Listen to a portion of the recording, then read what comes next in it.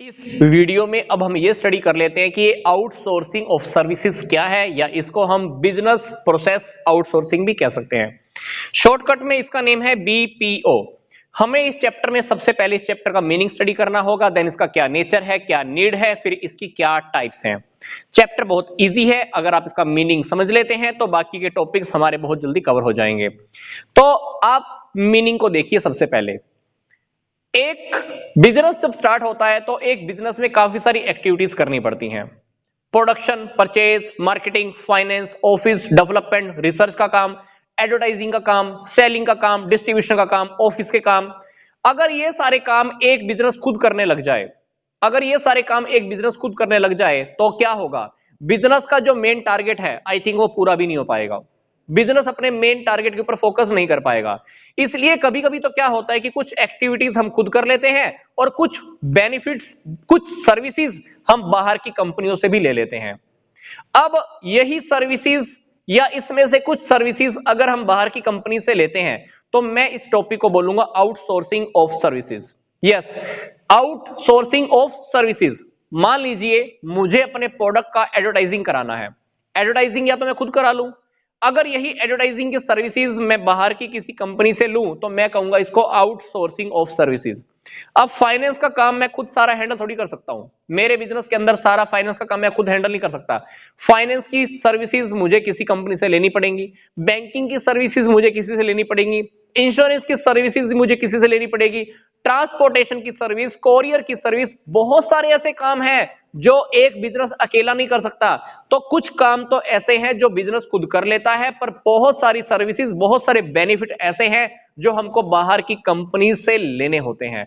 तो यही सर्विसेज, यही बेनिफिट जब हम बाहर से लेते हैं तो उसी टॉपिक को हम बोल देते हैं आउटसोर्सेज ऑफ सर्विसिंग। तो सिंपल सी बात है, इसके मीनिंग के अंदर अगर हम देखें तो हर बिजनेस चाहता है कि वो सक्सेसफुल हो, हर बिजनेस चाहता है कि वो सक्सेसफुल हो, और वो हम अपने टारगेट के ऊपर, अपने ऑब्जेक्टिव के ऊपर फोकस भी करना चाहते हैं। मेरा काम मोबाइल बनाना है तो मेरा फोकस क्या रहेगा? मोबाइल बनाने के ऊपर। एडवर्टाइजिंग कराना चाहता हूं तो मुझे क्या करना होगा? एडवर्टाइजिंग की कंपनी के साथ डीलिंग करनी पड़ेगी। भाई तू मेरे लिए एडवर्टाइजिंग करा दियो, क्योंकि मैं अपने काम के ऊपर फोकस करना चाहता हूं। तो इससे क्या होगा? एक स्पेशल फैसिलिटी मुझे मिल जाएगी, क्योंकि अगर मैं ही मोबाइल बनाने के साथ साथ एडवर्टाइजिंग का काम छेड़कर बैठ गया तो मैं अपने काम के ऊपर तो फोकस कर नहीं पाऊंगा, और ना मेरे पास स्पेशलाइजेशन है, क्योंकि मैं इस काम का खास तो हूं नहीं। एडवर्टाइजिंग की कंपनी को मैंने एक काम दे दिया, क्योंकि एडवर्टाइजिंग की कंपनी के पास तो स्पेशलाइजेशन है, उनको तो पता है, उनको तो पता है कि एडवर्टाइजिंग कब करनी है, कहां करनी है, कौन से एरिया में करनी है। पर ये सारी क्वालिटी मेरे पास तो है नहीं, क्योंकि मेरे पास क्वालिटी कौन सी है? मोबाइल बनाने की। तो जब हम आउटसोर्सिंग ऑफ सर्विसेज का टॉपिक स्टडी करते हैं तो क्या होता है? हमको स्पेशलाइजेशन की फैसिलिटी मिल जाती है। वो काम हम पहले से भी ज्यादा अच्छे तरीके से कर पाते हैं और अपने टारगेट के ऊपर फोकस कर पाएंगे। हमारा टारगेट पूरा हो गया तो डेफिनेटली हमारा बिजनेस सक्सेसफुल है। अब बात आती है कि इसकी नेचर क्या है। ये जो टॉपिक पढ़ रहे हैं इसकी नेचर क्या है? पहला टॉपिक तो यही है कि available of services from the outside. इस प्रकार की सर्विसेज हमको बाहर की किसी भी जगह से अवेलेबल हो जाती है। एडवर्टाइजिंग करानी है, फाइनेंस की सर्विस लेनी है, बैंकिंग सर्विस लेनी है, ट्रांसपोर्टेशन की लेनी है, कोरियर की सर्विसेज लेनी है, तो ये सर्विसेज आपको बाहर से आसानी से अवेलेबल हो जाती हैं और आप अपने टारगेट पे फोकस कर पाते हो। सेकंड टॉपिक, ये मैंने आपको अभी बताया भी था, बाहर से जब हम सर्विसेज लेंगे तो वो लोग उन कामों को करने के स्पेशल लोग होते हैं, उनको पता होता है काम कब करना है, कैसे करना है, कॉस्ट इफेक्टिव मैनर में कैसे करना है, खर्चा कम आता है। तो ये काम जब हम बाहर से करवाते हैं तो हमको ये स्पेशल सर्विसेज मिलती हैं, उनको काम करने का बहुत अच्छे तरीके से पता होता है। फिर तीसरा टॉपिक है कि चीपर सोर्स। अगर एडवर्टाइजिंग का काम मैं करने बैठ गया तो मेरे को महंगा पड़ेगा। एडवर्टाइजिंग का काम मैंने किसी कंपनी को दे दिया तो बहुत सस्ता भी पड़ेगा। क्यों? क्योंकि उनको पता है कि ये काम सस्ते ढंग से कैसे करना है। क्योंकि मेरा का तो काम है मोबाइल बनाने का, मैं तो मोबाइल बेचना चाहता हूं। अब एडवर्टाइजिंग का काम करने भी बैठ गया तो क्या होगा? मेरे को तो महंगा पड़ेगा। और यही सर्विस अगर मैं बाहर से ले लूं तो उनका तो काम ही यही है, तो उनको सस्ता पड़ेगा, उनके पास पूरा सेटअप भी होगा, उनको पता भी होगा एडवर्टाइजिंग कहां करनी है। ये सारी बातें मुझे नहीं पता होंगी। तो जब हम सर्विसेज बाहर से लेते हैं तो हमको सस्ता पड़ता है। नेक्स्ट देखिए, फोकस ऑन मेन वर्क। ये बात भी मैंने आपको बता दी। जब हम आउटसोर्सिंग ऑफ सर्विसेज को लेकर आते हैं, जब हम बाहर से फैसिलिटीज लेते हैं तो डेफिनेटली हम अपने काम के ऊपर फोकस कर पाते हैं। बात आती है कि इसकी नीड क्या है, क्या जरूरत है।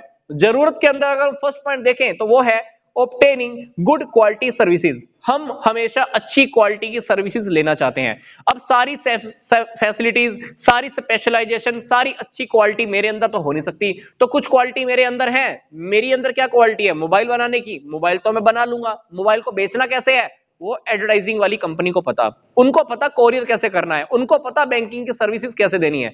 तो कुछ अच्छी सर्विसेज अगर हम बाहर से लेना चाहते हैं तो वो बेनिफिट लेने के लिए आपको एक काम करना ही पड़ता है। तो इसकी जरूरत है कि क्या जरूरत है? जरूरत के अंदर पहला पॉइंट क्या है? Need of good quality services. हमको अच्छी क्वालिटी की सर्विसेज अगर ऑब्टेन करनी है, रिसीव करनी है, तो डेफिनेटली हमको एक काम करना ही पड़ता है। फिर सेकंड पॉइंट हमारे पास है avoiding fixed investment in other works या सर्विसेज। अब यही बात मैं आपको बता रहा था, मैंने ऑलरेडी मोबाइल की फैक्ट्री लगा रखी है, अब मोबाइल की फैक्ट्री के ऊपर फोकस कर लूं, वही बहुत बड़ी बात है।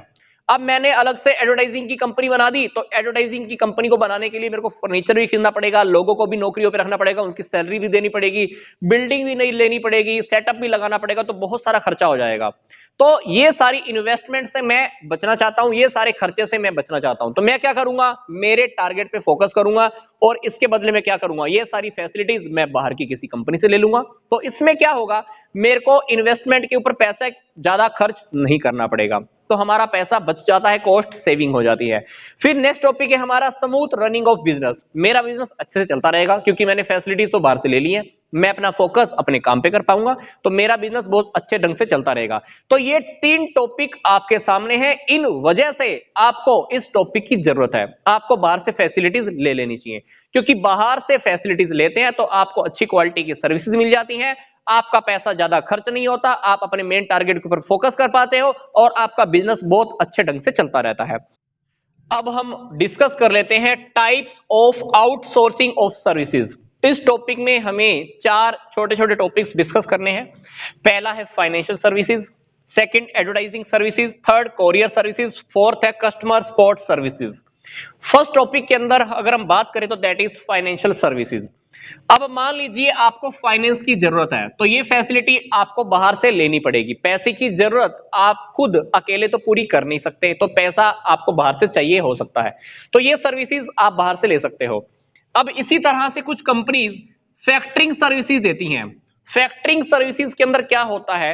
अब मान लीजिए आप अपने कस्टमर को उधार बेचते हो, अब सारे कस्टमर तो अच्छे हैं नहीं भाई, खुद अपने पैसा देने के लिए आ जाएंगे, तो कंपनीज कुछ ऐसी होती हैं जो आपको फैक्टरिंग सर्विसेज देती है।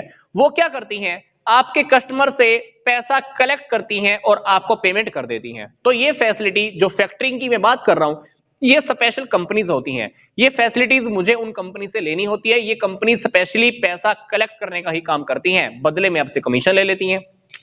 फाइनेंशियल सर्विसेज के अंदर मैं कहूंगा कि अगर आपने शेयर्स या डिबेंचर्स इशू करने हैं आम पब्लिक को, आप अपने शेयर डिबेंचर सेल करना चाहते हैं, तो आपको फाइनेंशियल सर्विसेज की हेल्प जरूरत पड़ सकती है। आपको बैंकों की हेल्प लेनी पड़ सकती है, फाइनेंशियल इंस्टीट्यूशन की हेल्प लेनी पड़ सकती है। तो ये 3 टाइप के टॉपिक मैंने आपको इसके अंदर ही बता दिए हैं। आप पैसा लेना चाहते हो, पैसा कलेक्ट करवाना चाहते हो, अपने शेयर या डिबेंचर्स को सेल करवाना चाहते हो। फिर नेक्स्ट है एडवर्टाइजिंग सर्विसेज। एडवर्टाइजिंग की सर्विसेज आप चाहो तो खुद क्रिएट कर लो अपनी कंपनी के अंदर, चाहो तो बाहर से ले लो। जब आप बाहर से ले रहे हो तो आप एडवर्टाइजिंग की सर्विसेज को लेते हुए स्पेशल क्वालिटी भी ले सकते हो, क्योंकि एडवर्टाइजिंग कंपनीज को पता होता है कि एडवर्टाइजिंग कहां करानी है, कब करानी है, क्या कॉस्ट आएगी। अदरवाइज क्या होगा, एडवर्टाइजिंग का काम अगर आप खुद करने बैठ गए तो आपको बहुत महंगा पड़ेगा, उनके पास पूरा सेटअप होता है। देन है हमारे पास कोरियर सर्विसेज। ये कोरियर की सर्विसेज तो हम सबको पता ही है, आजकल हम सब लेते ही हैं। आपको किसी कंपनी को कुछ भेजना है या मंगवाना है तो कोरियर के थ्रू आ सकता है। पहले तो क्या होता था, पोस्टल डिपार्टमेंट होता था, ये डिपार्टमेंट स्पेशल सब रेख देख करता था, ईमेल के ऊपर नजर रखता था, जितनी भी मेल आती थी सबके ऊपर चेक करते रहना, किसको कोरियर भेजना है, कहां से लेटर आया, चाहे वो फिजिकल फॉर्म में था, पहले इस तरह से काम चलता रहता था। आजकल क्या है, कोरियर वाले काम हमने कोरियर कंपनीज को दे रखे हैं, भाई मेरा प्रोडक्ट वहां तक पहुंचा दियो, मेरा प्रोडक्ट वहां से कोई आए तो मुझे दे दियो। तो कोरियर की सर्विसेज भी हम बाहर से ले सकते हैं। इसी तरह से कस्टमर सपोर्ट सर्विसेज। अब मान लीजिए कोई कंपनी प्रोडक्ट सेल कर देती है, प्रोडक्ट को सेल करने के बाद आपको क्या लगता है, कस्टमर्स को फैसिलिटीज नहीं देनी पड़ती? देनी पड़ती होंगी। कस्टमर की प्रॉब्लम को सोल्व करना, कस्टमर के प्रोडक्ट में कोई प्रॉब्लम आ जाए उसको रिपेयर करके देना, प्रोडक्ट गारंटी वारंटी में पड़ा हुआ है उसको ठीक करके देना। तो आपको प्रोडक्ट सेल करने के बाद काफी सारी फैसिलिटीज कस्टमर को देनी पड़ती है। यस, प्रोडक्ट सेल कर देना ही काफी नहीं होता है, प्रोडक्ट को सेल करने के बाद आपको कस्टमर को सेटिस्फाई भी रखना पड़ता है, क्योंकि अगर कस्टमर सेटिस्फाई नहीं है, अगर कस्टमर सेटिस्फाई नहीं है तो वो आपका प्रोडक्ट किसी और को रिकमेंड नहीं करेगा, और ना वो दोबारा आपका प्रोडक्ट खरीदने के लिए आने वाला, बल्कि आपकी गुडविल को डाउन कर देगा।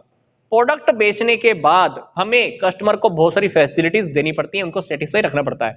इसलिए कुछ कंपनी तो क्या करती हैं, कस्टमर को सपोर्ट करने के लिए सारी सर्विसेज खुद दे देती हैं, अदरवाइज कस्टमर को फैसिलिटीज देने के लिए एक अलग से कंपनी को एक काम दे देती हैं, भाई तुम मेरी तरफ से मेरे कस्टमर के साथ डील कर लेना, प्रोडक्ट तो मैं ही बेचूंगी पर कस्टमर को सेटिस्फाई करना, उनको फीडबैक करना, उनकी प्रॉब्लम को सोल्व करना, उनको रिपेयर करना, तो ये वाला काम हम और किसी कंपनी को हैंड ओवर कर देते हैं।